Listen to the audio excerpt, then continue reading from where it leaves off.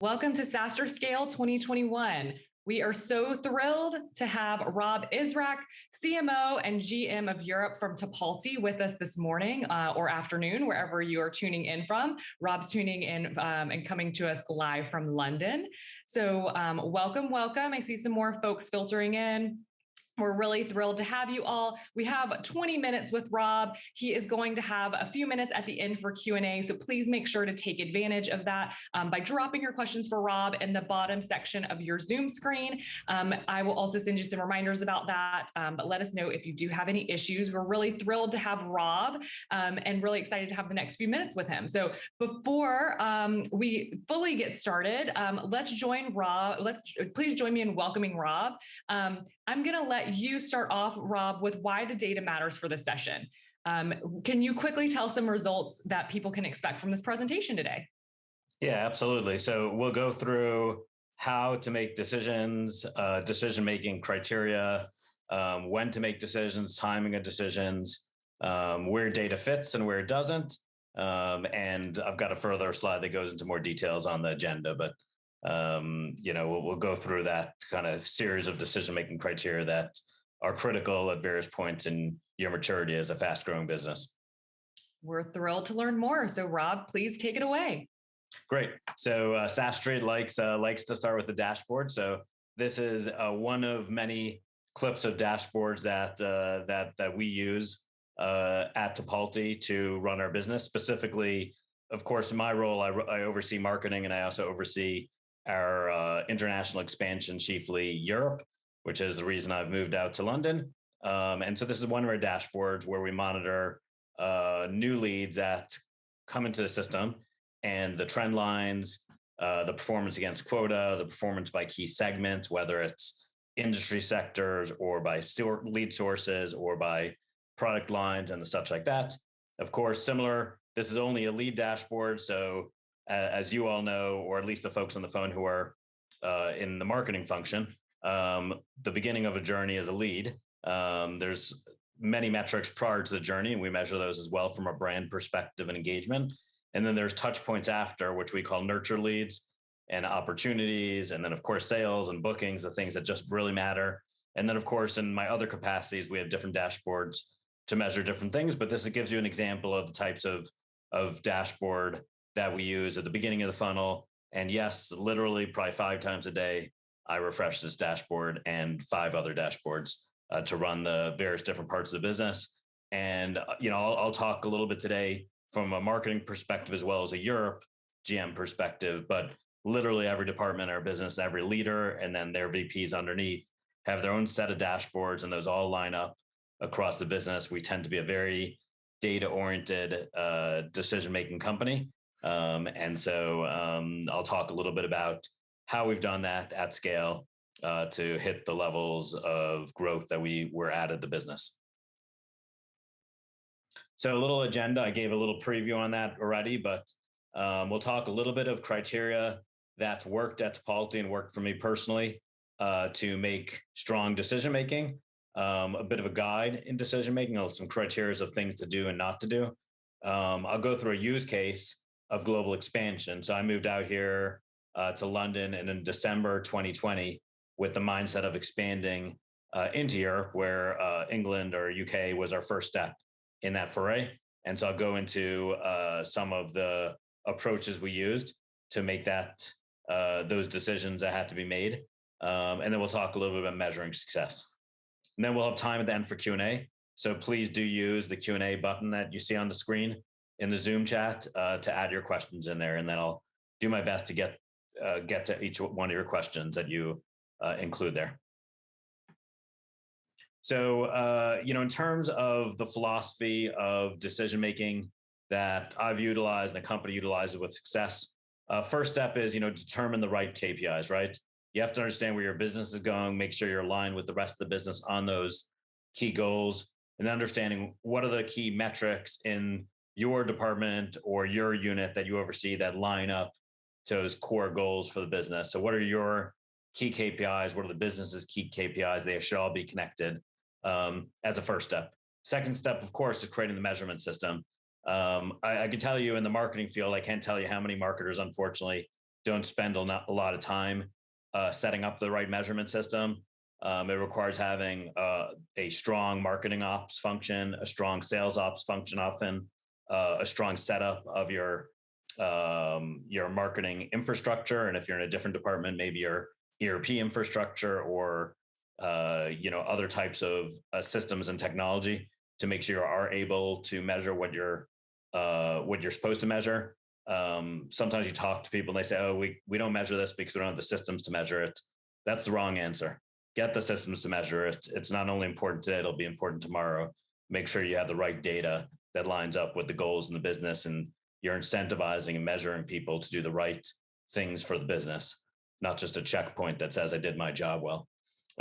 Let data be your guide to decision making. So I generally believe that some data is always better than no data. Some data doesn't mean it's statistically significant. That doesn't mean it hits a certain sample size. Get the data that's available. Ideally, quantitative is better than qualitative, but both are data. Get whatever data you can and let those guide your decision making. They're not going to tell you what decisions to make. Ultimately, we're all grown-ups. We're all business people. We have to make decisions with or without data. You'll make a decision slightly more accurately the more data you have. And every bit more data you have, the more accurate your decision making will be, and the more confident you will be. I'll tell you that when Chen hired me about 7 years ago, one of the key lines when I was interviewing with him, he asked me, "How do I know that my decision is right?" And of course, that's a loaded question, asking a marketer, "How do I know my decision is right?" And what I said is, I don't know my decision is right. I will make a plan. I will use intuition. I will use as much data as I can humanly use to make that decision. But reality is, as much as I think I make fairly good decisions and have a process and the such, I'll probably be wrong 40% of the time, and my plan will be right 60% of the time, or maybe even closer to 50-50. And from there, I will measure the data. I'll look at the data. I'll see what makes sense from that perspective, and I'll do more of what makes sense and less what doesn't. And so he really liked that answer. It was one of the reasons I ended up being selected for the job. But it kind of gives you a little light into that philosophy. Some data is better than no data. Let data guide the decision making. Don't think that just because you're an intuitive genius that you're going to be right most of the time. And then own your bias, right? Know that you're not perfect, even with a little data, that you still may make the wrong decision. Try and be objective. Look at the further data post execution and modify your data based on the current state. And even if you have a bias, call yourself on it. It doesn't mean a hypothesis or bias is wrong. Just make sure you're objective about assessing that. On the other hand, data won't make the decision for you. Folks that feel like you measure data and you don't make any decision until you have 100% of the data or the data is statistically significant, it doesn't allow you to move fast enough in business and to make decisions at the pace required.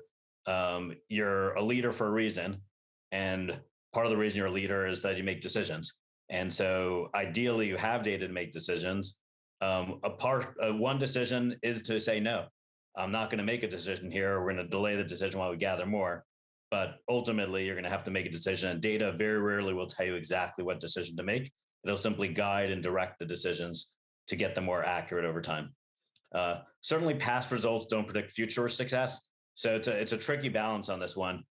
You do want to get data, and most data is past results. Sometimes you actually have to take a stab in the dark at something, invest in something. Let's just say SaaStr, for example, we're right here.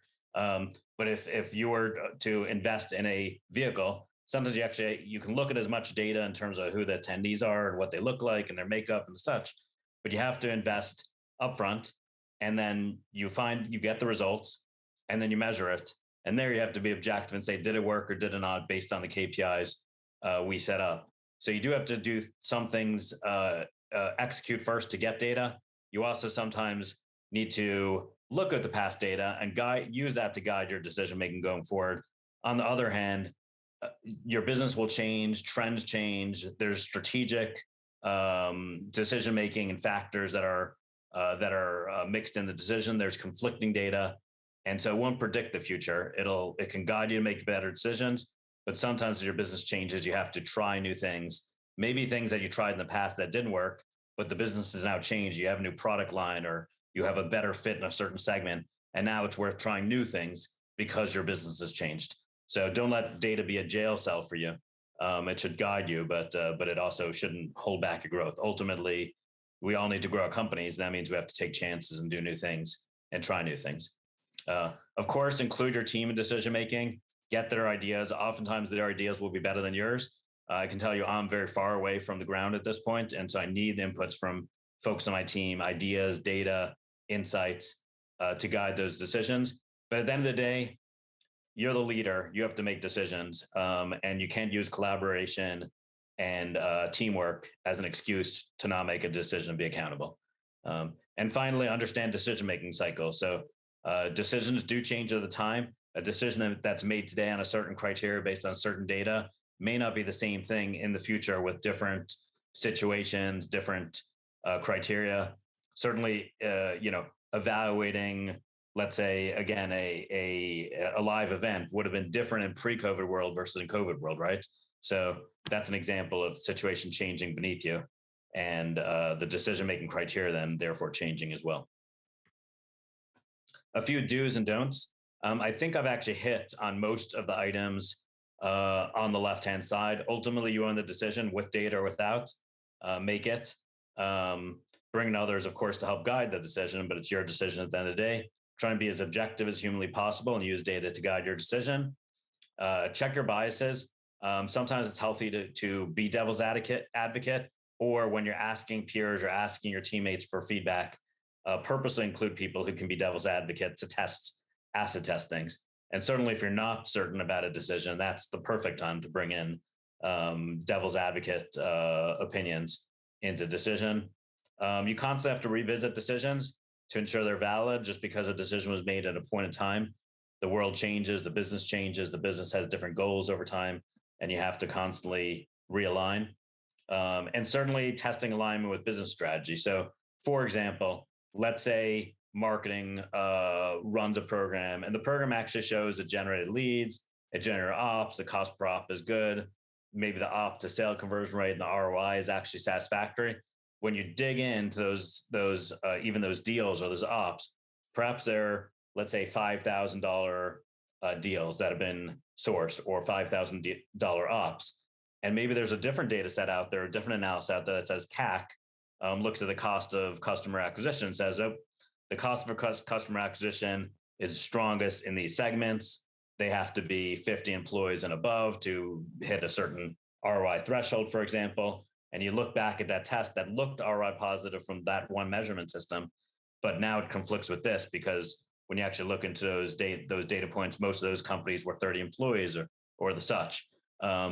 You should make sure that your decisions aren't just isolated in your department and based on the data you have, but also what other factors are happening to the business. What is the target market? Where are we going from a CAC perspective or strategic direction? Is that aligned? Or are you doing things in a silo?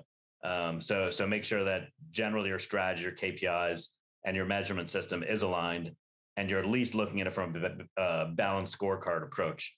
I'm a big advocate of a balanced scorecard philosophy.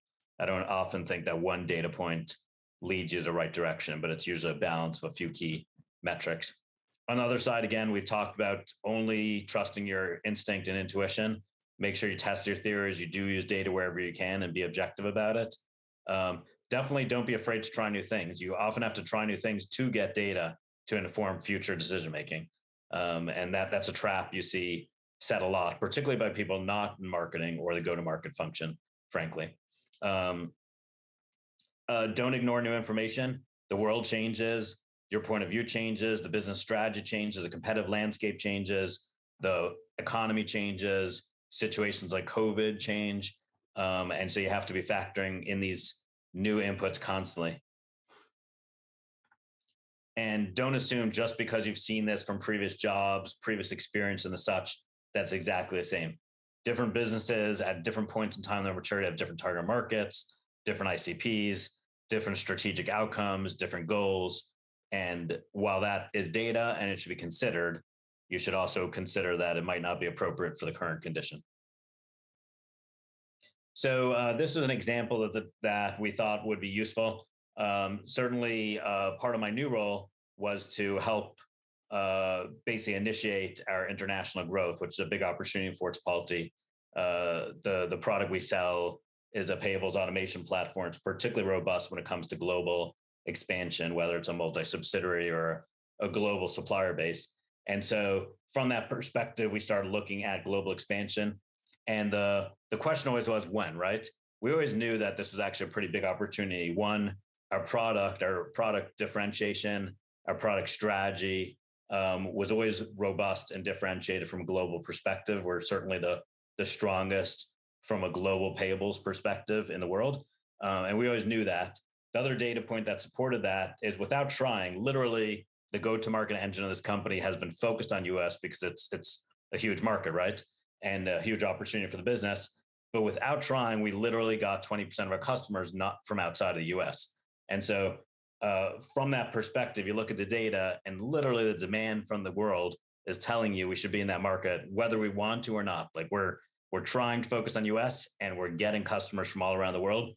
And so that was a compelling data point that led us to say, you know what? Yes, going global is a key long-term growth opportunity for the business. Yes, it does create a bit of a distraction from US because it's hard enough to focus and execute effectively in the US alone. And creating a new international unit is complex and can create some distractions and complexity for the business. So we have to find the right time to turn that button on. When you have a data point as compelling as that, where 20% of your clients without trying, what's going to happen when you try? That's a great place to start. The other data point we had, again, is you can cut within that of where the customers are coming in, where the opportunities are coming in, where the leads are coming in from geographically. You can go down the funnel and say, which markets within that 20% should be the most effective, most easily. You just turn the go-to-market engine on. You do things right from a product and compliance and back office, and you should be set up for success.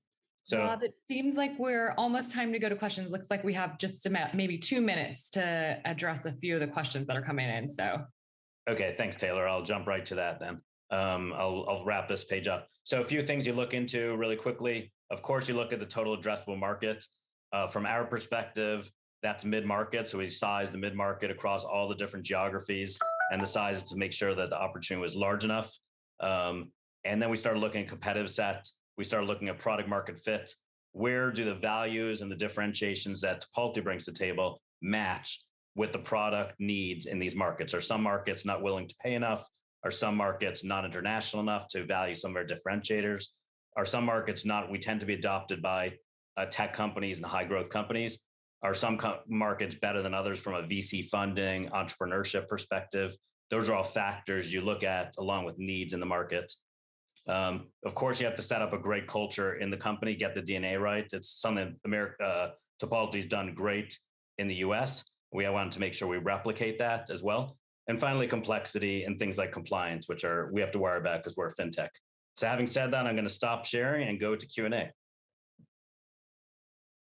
So a few questions on the Q&A.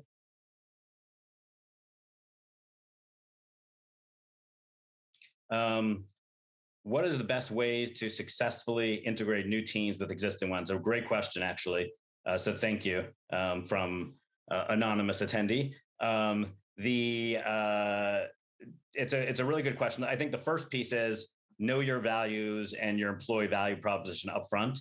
And so when you're hiring your first international people, you have to be really, really sensitive to that, really listen to, do they fit in to the values? Do they, at Tipalti, one of our values is GSD. It stands for get shit done. And so do these people possess that? Another factor we have to consider is, can they scale with us? We're growing at about 100% per year. Can these folks not only do the job today, but scale with us in the future? And that means they have to probably get their hands pretty dirty and get into grunt work. At the same time, they have to think strategically and adapt really fast because we're moving fast and changing quickly. So I think the hiring up front is really, really critical.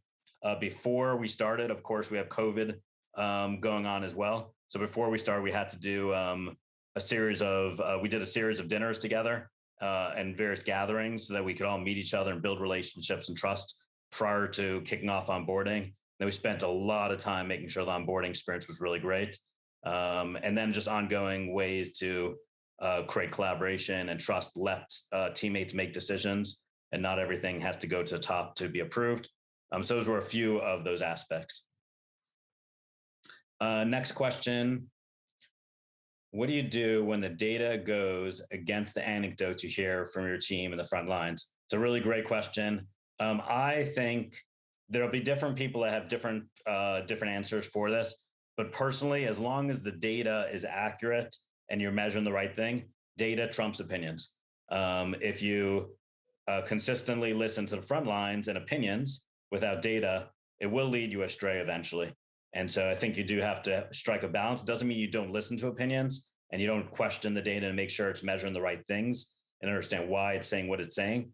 But ultimately, I believe, and this has treated me well throughout the course of my career and the companies I've worked for well in terms of growth, that data trumps opinion.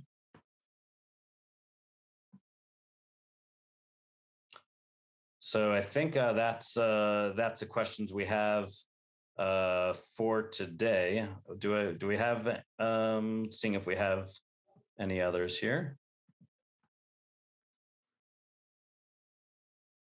I think we're all set, Rob. We really appreciate the time. And yes, everyone, please get in touch with Rob if you have more questions after. But thanks so much. And everyone, please make sure to join some of the other sessions today at Scale. Thank you. Great talking.